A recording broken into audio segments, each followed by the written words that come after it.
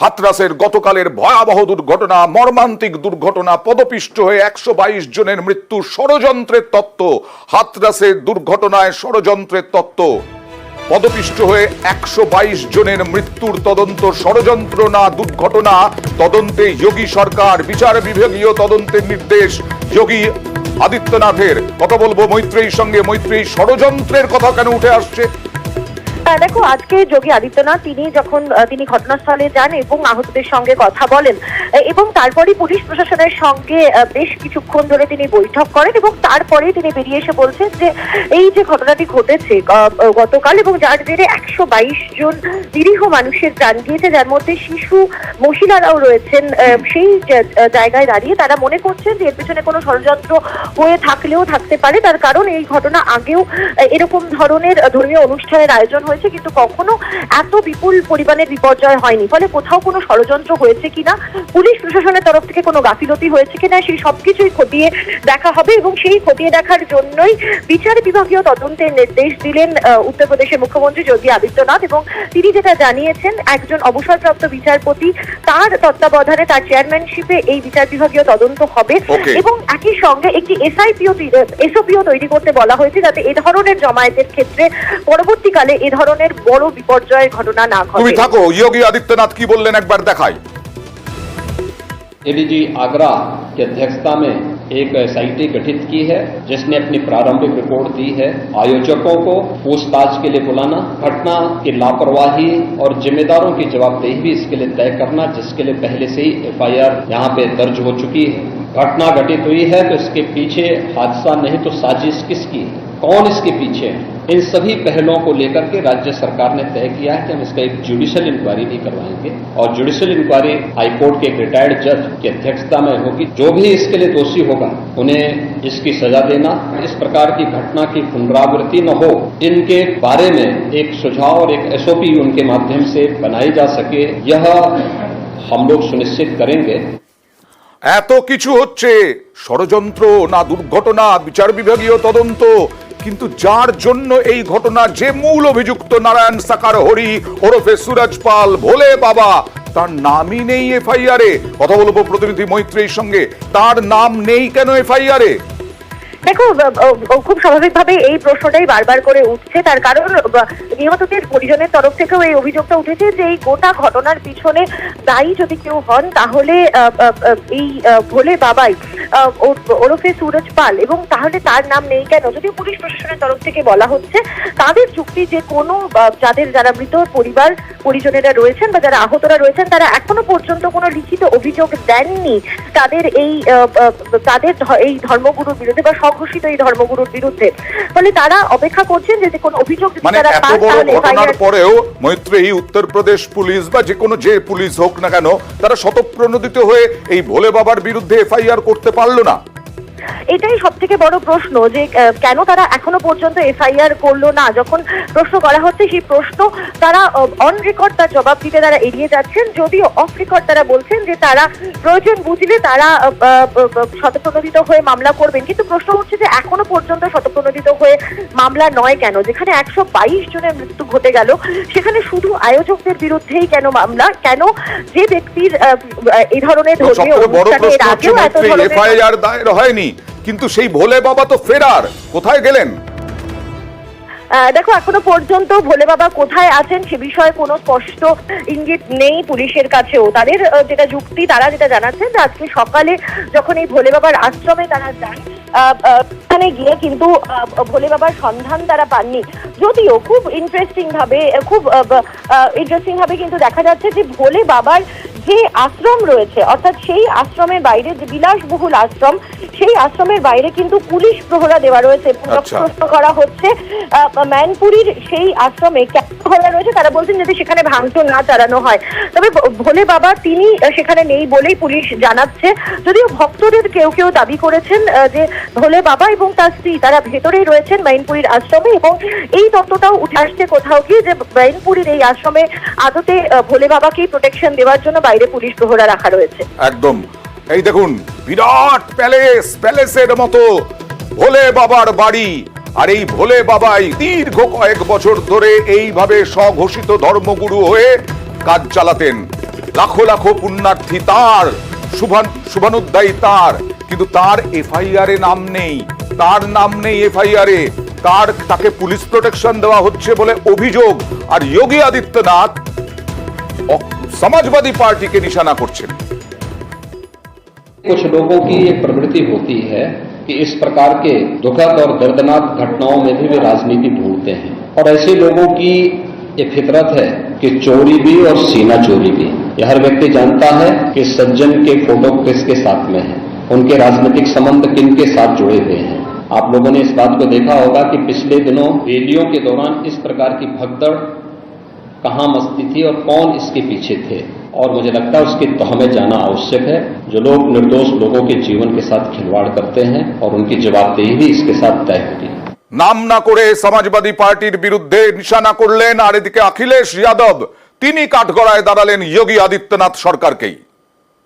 सवाल ये कि इतने बड़े पैमाने पे इतने लोगों की जान जाना, आखिरकार सरकार क्या कर रही थी, और सरकार की जानकारी में होने के बाद भी इतनी बड़ी घटना हो जाए, बहुत दुखद है। सरकार की जिम्मेदारी बनती है कि अगर किसी आयोजन में इतने लोग इकट्ठे हो रहे हैं या इतने लोग आने वाले हैं, तो आखिरकार उनकी सुरक्षा, उनकी व्यवस्था के लिए सरकार ने क्या किया, ये सबसे बड़ा प्रश्न लगता है। इसके लिए जिम्मेदार अगर कोई है तो वहाँ सरकार जिम्मेदार है। मरने वालों की मदद हो, उनके परिवार के लोगों का पूरा इंतजाम हो, जो अगर घायल हैं जिनको इलाज की जरूरत है, हमें उम्मीद है कि सरकार उनका इलाज अच्छा कराएगी। আর কিছুক্ষণ আগে দেখালাম মাইনপুরি যে আশ্রম, বিলাসবহুল আশ্রম, বিরাট আশ্রম, সেই আশ্রমে নিউজ 18 বাংলা আমাদের প্রতিনিধি মৈত্রেয়ী ভট্টাচার্য প্রতিবেদন। मैनपुरी যেখানে ঠিক আমাদের পেছনেই রয়েছে ভোলে বাবার আশ্রম, যে আশ্রম থেকে বেরিয়ে এসেছেন তারই এক ভক্ত, যিনি গতকাল হাথরাসের যে ধর্মীয় অনুষ্ঠান সেখানে উপস্থিত ছিলেন। परमात्मा नारायण साकार हरि भी क्यों तो फिर क्यों भागे, क्यों अचानक? पब्लिक है ना, पब्लिक अधिक थी तो पब्लिक को अपने अपने घर जाने की पड़ रही है, जल्दी जाने की पड़ रही है ना। इस जल्दी के चक्कर में जो है एक आध गिर गया होगा, उसके ऊपर जी सब कुछ होगा। तो कौन जिम्मेदार है इसका? जिम्मेदार तो किसी का नहीं। क्या केदारनाथ में मौत नहीं हुई, उनका कौन जिम्मेदार था?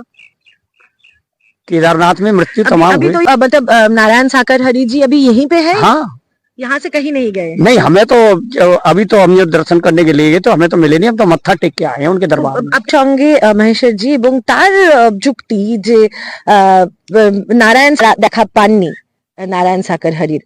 এখন প্রশ্ন হচ্ছে যে এই 122 জনের মৃত্যুর দায় এবং দায়িত্ব সেটা কার? মৈত্রেয়ী ভট্টাচার্যের রিপোর্ট, নিউজ 18 বাংলা, হাথরাস। আর নারায়ণ সাকার হরি বিরাট প্রভাবশালী, তাকে তার প্রাসাদোপম যে আশ্রম, সে আশ্রমের বাইরে পুলিশ মোতায়েন, পাল্টা হামলার হাত থেকে রক্ষা করার জন্যই কি, এই প্রশ্ন উঠছে, তা নিয়ে আমাদের প্রতিনিধির প্রতিবেদন। এই যে প্রাসাদোপম আলিশান গেটওয়ালা যে অংশটি আপনারা দেখতে পাচ্ছেন, এটি হচ্ছে ভোলে বাবা ওরফে নারায়ণ সাকার হরির मैनपुरीर आश्रम।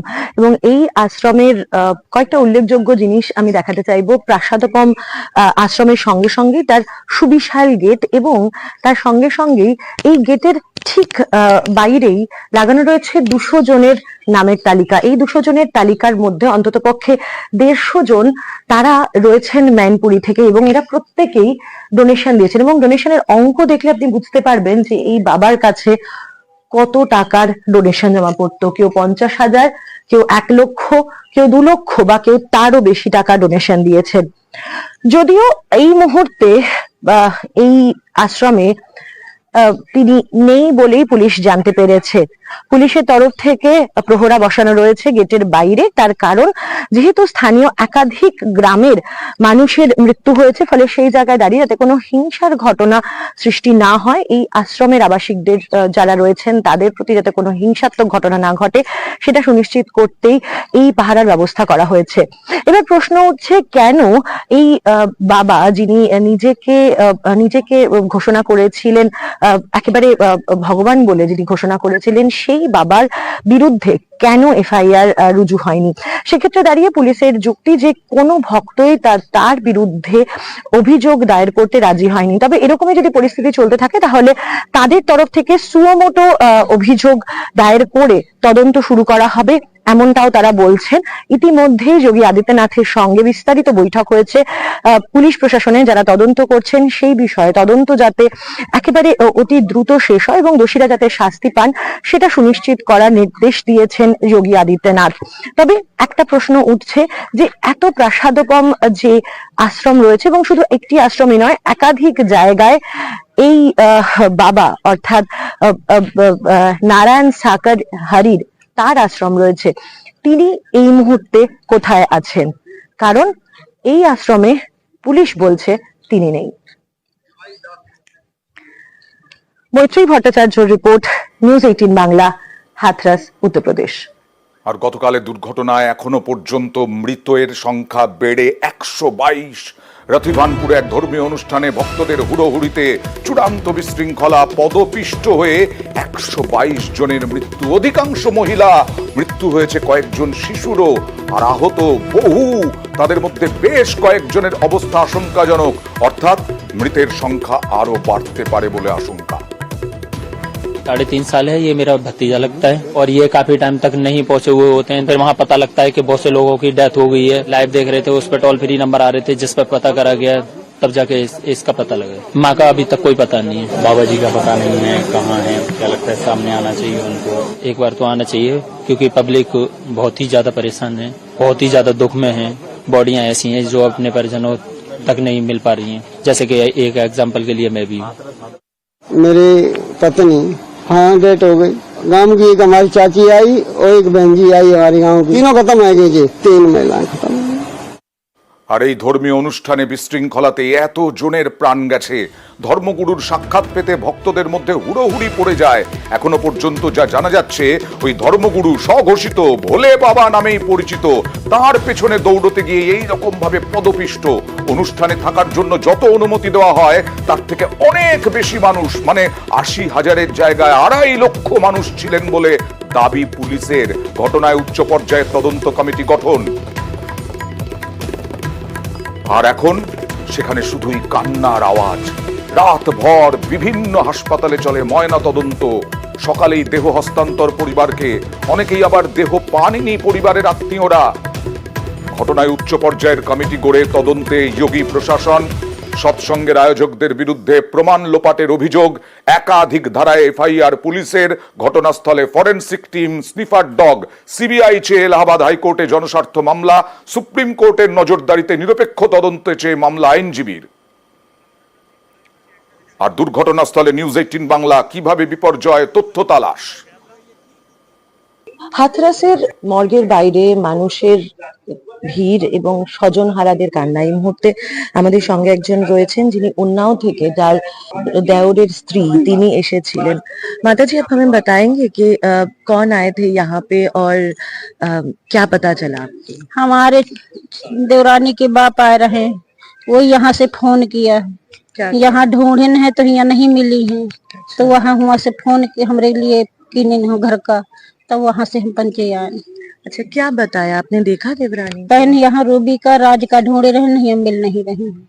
ইতিমধ্যেই যেটা জানা গিয়েছে যে গোটা পরিস্থিতির যেরকম তদন্তের নির্দেশ দিয়েছিলেন যোগী আদিত্যনাথ, মুখ্যমন্ত্রী উত্তরপ্রদেশের, তার সঙ্গে সঙ্গে তিনি এই হাথরাসের জেলা হাসপাতাল, যেখানে 10 জন এই মুহূর্তে চিকিৎসাধীন আছেন, যদিও তারা স্থিতিশীল রয়েছেন, এই হাথরাস জেলা হাসপাতাল সহ আরো মোট 4টি হাসপাতালে ময়নাতদন্তের প্রক্রিয়া চলছে এবং দেহ অতি দ্রুত হস্তান্তরের প্রক্রিয়া করা হচ্ছে। মর্গ থেকে অ্যাম্বুলেন্সে করে দেহ প্রত্যেককে, যারা মৃতেরা রয়েছে তাদের বাড়িতে পৌঁছে দেওয়ার ব্যবস্থা করা হয়েছে এবং সেই দায়িত্ব এক একজন পুলিশ আধিকারিককে দেওয়া হয়েছে।